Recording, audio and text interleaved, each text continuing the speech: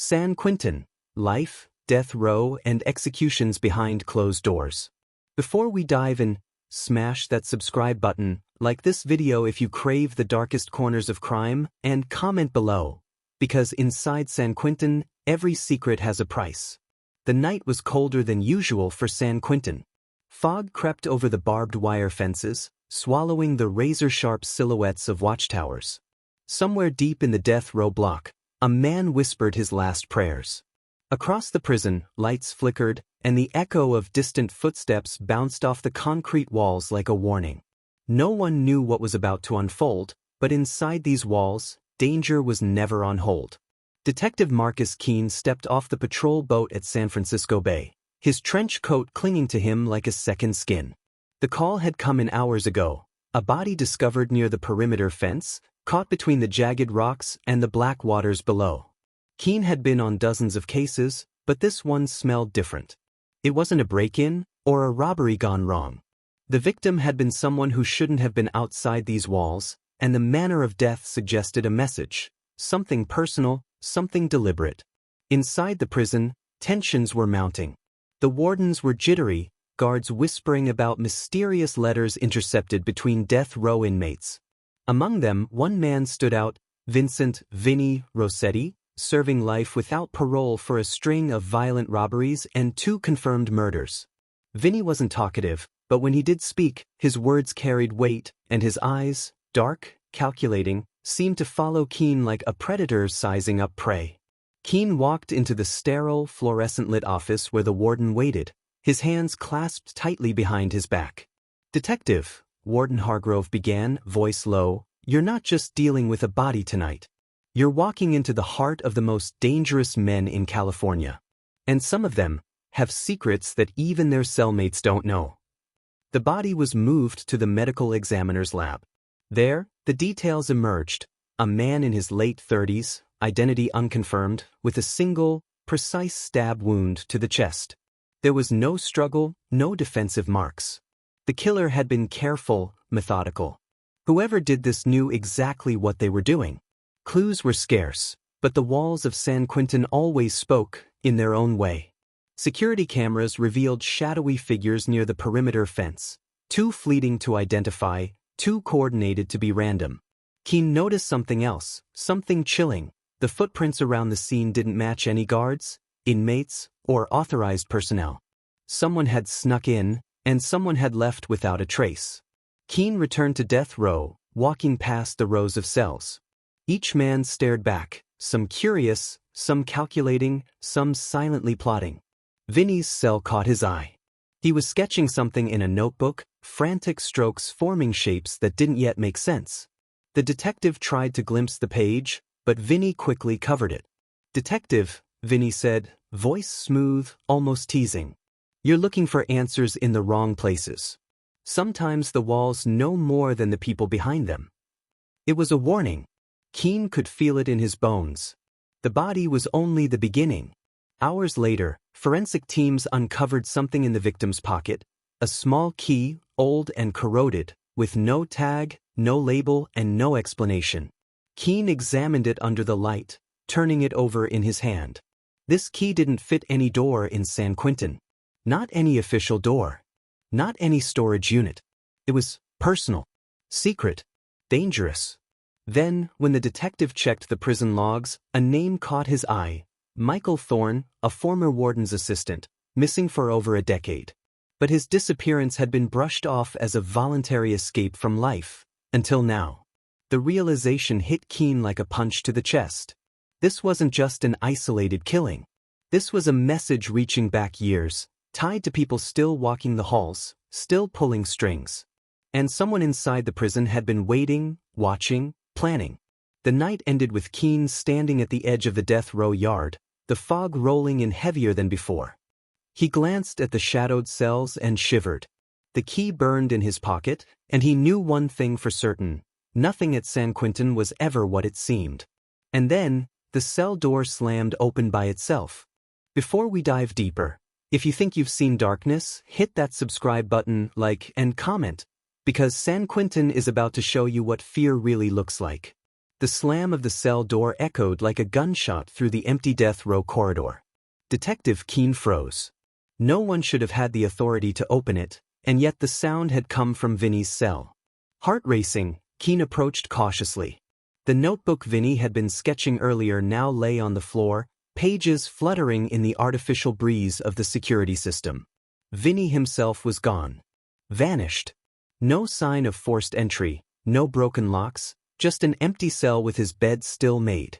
Keane's gut twisted. If Vinny had escaped, it wasn't through the front gate. It had to be inside help, or worse, a meticulously planned trick to lure someone into his game.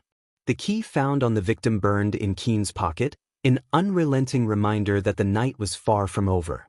Forensic analysis revealed something chilling. The metal was traced to an old storage unit in Oakland, abandoned for nearly 20 years.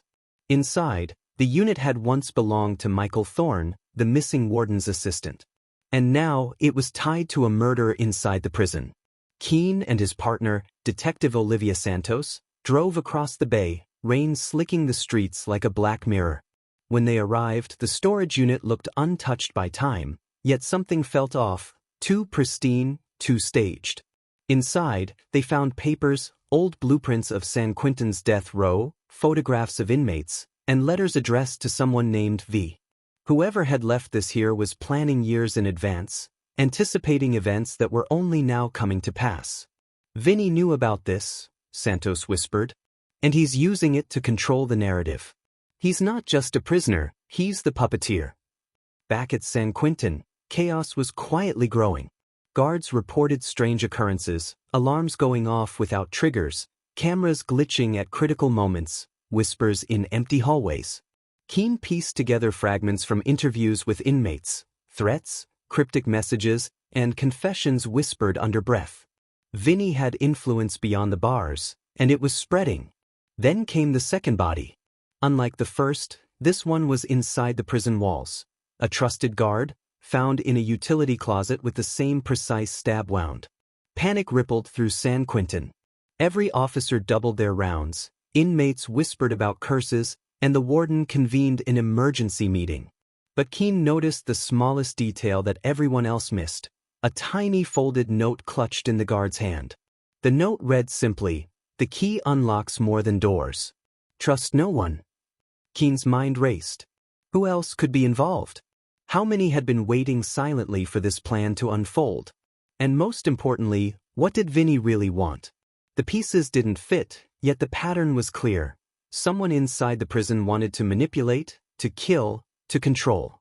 As the detective traced the threads of the case, he discovered surveillance footage missing from critical hours.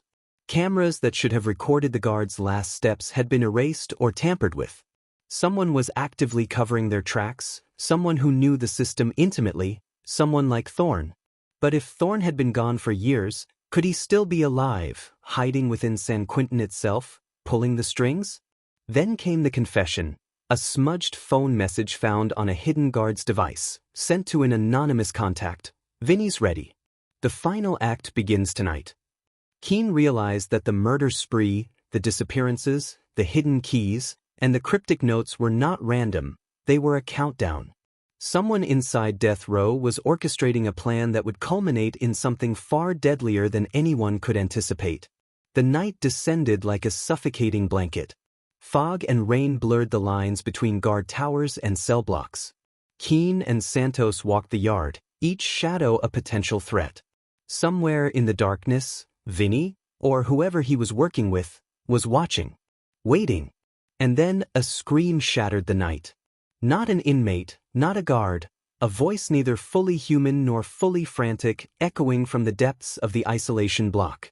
Keane ran, Santos right behind him, but when they reached the door to the isolation wing, it was sealed from the inside. And inside, something moved that shouldn't have been there. Before we dive into the final descent, if you've been holding your breath this far, hit subscribe, like, and comment, because what happens next will change everything you thought you knew about San Quentin. The isolation block was silent now, the scream a fading echo that left Detective Keane's chest pounding. Every instinct screamed danger, yet every second counted. He and Detective Santos approached the heavy steel door, keys in hand, knowing that whatever waited behind it wasn't just a man, it was a carefully crafted nightmare. The door swung open with a metallic groan, revealing the cell empty. But the floor told a different story. Scrawled in a hastily smeared line of ink was a single message, chilling in its simplicity: "You're too late. It's already begun." Keane's eyes swept the block. Shadows shifted unnaturally, and then, movement. From a maintenance hatch above, Vinny emerged. No one had seen him climb. No one could explain how he bypassed guards and cameras. His face was calm, eerily composed, but his eyes burned with the kind of intelligence that made men like Keane feel small and vulnerable. "You've been chasing ghosts," Vinny said, voice echoing off the concrete walls. "But ghosts can bleed, and sometimes they can kill." Keane realized then that this wasn't just about revenge or control. Vinny had been orchestrating a master plan to expose San Quentin itself, to turn the prison into a stage, each murder a signal, each disappearance a warning. And Michael Thorne, the missing warden's assistant, was the linchpin. Somewhere inside these walls, hidden decades ago, Thorne had remained, silent, watching, and guiding Vinny like a chess master moving his queen. Suddenly, alarms blared. Not the typical security alerts, but a series of fail-safes, doors locking, sprinklers activating, sirens screaming. Vinny's plan wasn't just murder, it was chaos. He had rigged parts of the prison, exploited weaknesses that only someone who knew San Quentin from the inside could know. Keane realized that if he didn't act, more lives would be lost before sunrise. The chase was immediate and brutal. Vinny sprinted through narrow corridors, disappearing into hidden stairwells and maintenance tunnels, Keane and Santos close behind. Each corner revealed the aftermath of his plan: doors jammed shut, warning notes, and the ominous echo of someone always one step ahead. The detectives realized this was more than a game. It was a test of endurance, intelligence, and morality. Finally, they cornered Vinny in an old, abandoned wing of the prison, a place no inmate had stepped in decades. The air was thick with dust, decay, and the faint, metallic scent of blood. Vinny smiled, seemingly welcoming the confrontation. "You've done well to follow me," he said. "But you don't understand yet. None of this was personal. San Quentin itself needed to bleed, needed to be reminded that the system is fragile, that the walls don't protect anyone."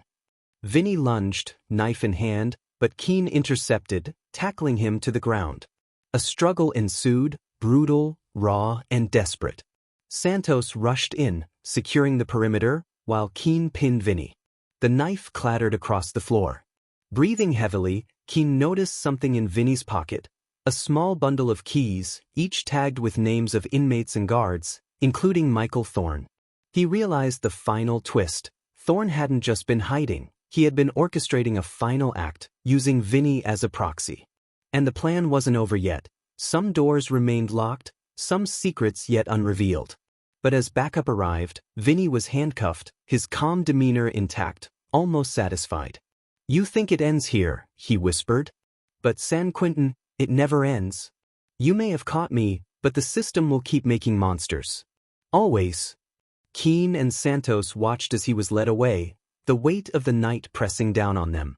Every cell, every corridor, every shadow seemed alive with secrets that might never be fully understood. The prison had survived, but only barely, and the lesson was brutal. Inside San Quentin, life and death walked hand in hand, and sometimes the killers weren't the ones behind bars, they were the ones everyone thought were gone. As dawn broke over the foggy yard, Keane pocketed the final key, the one that could unlock Michael Thorne's hiding place. But when he turned to share the discovery with Santos,